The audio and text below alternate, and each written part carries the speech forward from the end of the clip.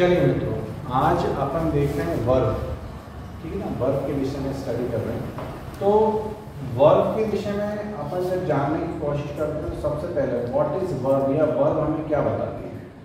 तो पहला पॉइंट जरा इसमें देखेंगे, अ वर्ब में tell us what a person or thing does, यानी एक व्यक्ति या वस्तु जो है वो क्या कर रही है। जैसे हरी लाव, यहाँ पे हंस रहा है, द क्लॉक स्ट्राइक यानी टाइम को स्ट्राइक कर रही क्लॉक।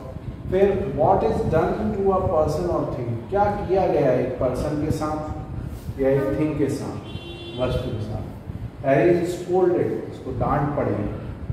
फिर उसके बाद द विंडो इज ब्रोकन, खिड़की टूटी हुई।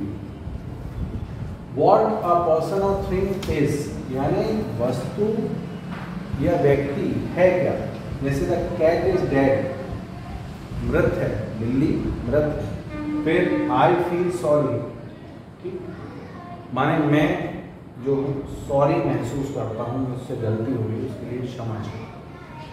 तो कहने का मतलब क्या है कि जब हम वर्ब की स्टडी करेंगे तो वर्ब हमें जो बताती है वो ये 3 पॉइंट, इन 3 पॉइंट को हमको ध्यान रखना है। कभी कभी जो वर्ब होती है वो 2 वर्ड से ज़्यादा वर्ड कंसिस्ट करते हैं। यहाँ पे अपना जो 3rd पॉइंट आ रहा है, 4th पॉइंट वो क्या है, sometime verb consist of more than 2 words. जैसे वेयर सिंगिंग, यहाँ पे हो गया हैव लर्न, ठीक है ना, हैज बीन फाउंड, ठीक। तो कहने का मतलब ये है, जब जैसे हम अगर उसका टेंसेस के अकॉर्डिंग यूज करते हैं तो helping verb plus main verb हो जाती है, ठीक। फिर उसके बाद अब जो हमारे समझ, ये तो हमने वर्ब के बारे में स्टडी करी कि भैया वर्ब हमें पर्सन और थिंग के बारे में बताता है, ठीक है ना, वो क्या कर रहे हैं, फिर उनके साथ क्या किया जा रहा है, फिर जो पर्सन है या थिंग वो है क्या, ठीक है ना, किस कंडीशन में ये बताया जाता है। फिर वर्ब के बारे में यहाँ पे जो हमने जाना वो था कि वर्ब जो है वो 2 से ज़्यादा शब्दों को भी कंसिस्ट करती है अपने अंदर। अब यहाँ पे देखना, मैंने यहाँ 2 सेंटेंस लिखे हैं। एक तो ये लिखा है the boy kicks the football, और एक और लिखा हुआ है द बॉय लाफ्स लाउडली। तो इसको समझने के लिए मैं यहाँ पे एक छोटी सी चीज लिख रहा हूँ कि मेरा जो सेंटेंस का स्ट्रक्चर है वो क्या होता है, सब्जेक्ट हो गया, फिर मेरे पास हेल्पिंग वर्ब हो गई, फिर मेरे पास मेन वर्ब हो गई, और फिर मेरा ऑब्जेक्ट हो गया, करेक्ट। ये स्ट्रक्चर है। तो माय डियर फ्रेंड्स, जब ये स्ट्रक्चर की हम बात करते हैं तो हमारे पास सब्जेक्ट, मेन वर्ब और ऑब्जेक्ट, ठीक है ना। सब्जेक्ट जो कर रहा है उस शब्द का प्रभाव यदि ऑब्जेक्ट के ऊपर पड़ता है, जैसे यहाँ पे द बॉय जो है ये सब्जेक्ट है, ठीक, किक्स जो है वो क्या है, मेरा मेन वर्ब हो गए, और द फुटबॉल ये मेरा ऑब्जेक्ट हो गया। तो इस लड़के ने क्या करा, किक करा, किसको करा, फुटबॉल को करा। तो means verb kick has passed on to the object from subject, यानी सब्जेक्ट से ऑब्जेक्ट पे जब वर्ब पास हो जाती है, या फिर मैं सरल शब्दों में और बताऊंगा आपको कि जब मेन वर्ब का जो इफेक्ट है वो किसी ऑब्जेक्ट पे पड़े, या फिर और सरल शब्द में बताऊं कि अगर हमारे पास मेन वर्ब के लिए कोई ऑब्जेक्ट है तो वो ट्रांसिटिव वर्ब कहलाती है। जो हम हिंदी में पढ़ते हैं अकर्मक सकर्मक क्रिया, उस विषय में बात हो रही है अपनी, ठीक। जब हमारे पास मेन वर्ब के लिए ऑब्जेक्ट है जिस पर वो अपना इफेक्ट डाले, ठीक, तो वो हो जाती है हमारी ट्रांसिटिव वर्ब।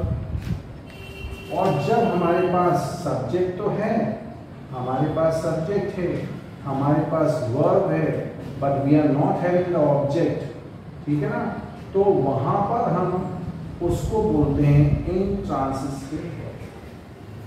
क्योंकि इस कंडीशन में क्या है, द बॉय लाफ्ड लाउडली, ठीक है ना, कैसे हंसे, जोर से हंसे। तो ये इसकी विशेषता बता रहा है, that means it's an adjective, it's not an object. And when you are not having an object in the sentence, that means the verb is itself to the subject. माने वो सब्जेक्ट से ही जुड़ी हुई है, वो ऑब्जेक्ट तक pass on नहीं हुई, तो इसका मतलब क्या हुआ, वो इंट्रांसिटिव वर्ब हो गई। जब हमारे पास मेन वर्ब के लिए कोई ऑब्जेक्ट होता है, यहाँ पर उसका इफेक्ट पड़ता है, तो वो कहलाती है ट्रांसिटिव वर्ब। ठीक है, जरा एक समराइज कर लेते हैं फिर आगे बढ़ते हैं। वर्ब क्या है, जब हमें पर्सन या थिंग के बारे में कुछ क्या कर रहा है वो बताएं। जब हमें ये बताया जाए उनके साथ क्या किया जा रहा है, उनको डांटा जा रहा है, विंडो टूटी हुई है, चलो ये दोनों के साथ हो गया। फिर वो what a person or thing is क्या है, ठीक कैट है तो वो मरी हुई है, ठीक यहाँ पे बैठती है तो उसको सॉरी महसूस कर रहा है वो अपने आप में। ठीक, फिर उसके बाद हमें एक चीज़ और मालूम करेंगे, वर्ब जो होती है वो दो एक से ज़्यादा वर्ड्स भी कंसिस्ट करती है कभी कभी। फिर उसके बाद हमें ट्रांसिटिव इंट्रांसिटिव वर्ब के बारे में जाना कि यदि मेन वर्ब के लिए कोई ऑब्जेक्ट है तो दैट मीन्स ट्रांसिटिव, अगर नहीं है तो इंट्रांसिटिव। चलिए अब आगे बढ़ते हैं। चलिए फ्रेंड्स, अब जो हमने ट्रांसिटिव इंट्रांसिटिव वर्ब देखा भी, सकर्मक अकर्मक क्रिया देखी है, अब उसके आगे देखते हैं। जो ट्रांसिटिव वर्ब रहती है वो सिंगल ऑब्जेक्ट के साथ चलती है, ये ध्यान रखिए, सिंगल ऑब्जेक्ट के साथ चलती है। माने आपका सब्जेक्ट हो गया, फिर आपका मेन वर्ब हो गया, फिर हेल्पिंग वर्ब हो गया, फिर मेन वर्ब हो गया, फिर ऑब्जेक्ट हो गया, तो सिंगल ऑब्जेक्ट के साथ चलती है। लेकिन कभी कभी ये आ जाती है दो ऑब्जेक्ट, डबल ऑब्जेक्ट के साथ आती है। डबल ऑब्जेक्ट के साथ आने के लिए अपन देख सकते हैं, जैसे यहाँ पे देखें अगर, तो ये हमारा हो गया क्या, सब्जेक्ट, ये हो गया हमारा क्या, मेन वर्ब, ये हो गया ऑब्जेक्ट, और ये भी ऑब्जेक्ट। जब हमारे पास दो ऑब्जेक्ट आते हैं तो हम मान लेते हैं, अपने समझने के लिए तरीका बता रहा हूँ, यहाँ पे O1 और यहाँ पे O2, तो O2 का मतलब ऑक्सीजन से नहीं लेना है, यहाँ पे अपने को O2 मतलब ऑब्जेक्ट नंबर सेकेंड। अब इसमें से एक ऑब्जेक्ट जो रहेगा, एक ऑब्जेक्ट जो रहेगा वो रहेगा आपका कौन सा, इनडायरेक्ट ऑब्जेक्ट। ये रहेगा आपका पर्सन, जिसको हम मान सकते हैं कि या तो वो फर्स्ट होगा या सेकंड होगा, ठीक है ना। और फिर एक रहेगा डायरेक्ट, ठीक है ना, ये रहेगी कोई भी थिंग, ठीक, तो ये रहेगा आपका ऑब्जेक्ट नंबर सेकंड अपन ले रहे हैं, ठीक। तो इनडायरेक्ट ऑब्जेक्ट जो रहेगा वो पर्सन रहेगा, तो ये जो आपका होगा ये कौन सा ऑब्जेक्ट होगा, ये आपका इनडायरेक्ट ऑब्जेक्ट। और O2 जो रहेगा वो कैसा रहेगा, आपका डायरेक्ट ऑब्जेक्ट। तो ऐसे सेंटेंस कभी कभी आ जाते हैं, तो जो डबल ऑब्जेक्ट के सेंटेंस रहते हैं उसमें आपको याद रखना है, इनडायरेक्ट ऑब्जेक्ट जो रहेगा वो पर्सन को बिलोंग करेगा, और डायरेक्ट ऑब्जेक्ट जो रहेगा वो आपके किसको बिलोंग करेगा, थिंग को बिलोंग करेगा, करेक्ट। अब इसमें जैसे यहाँ पे नीचे देखें, he told me a secret, तो यहाँ पे ये क्या हो गया, इनडायरेक्ट ऑब्जेक्ट ये हो गया और डायरेक्ट ऑब्जेक्ट ये हो गया।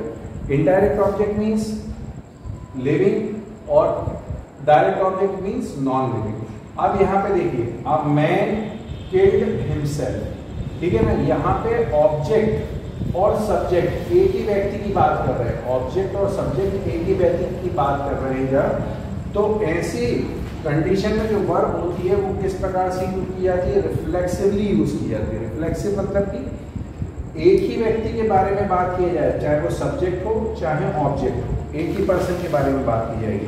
तो माय डियर फ्रेंड्स, आज अपन ने ट्रांसिटिव, इंट्रांसिटिव और रिफ्लेक्सिवली जो वर्ब यूज की जाती है उनके विषय में जानकारी हासिल करी। ठीक, उम्मीद है ये जो आज का वीडियो रहा ये आपको पसंद आया था। Don't skip, watch till the end, ठीक है। Thank you, and if you like the video please like, share and subscribe. ठीक, थैंक यू।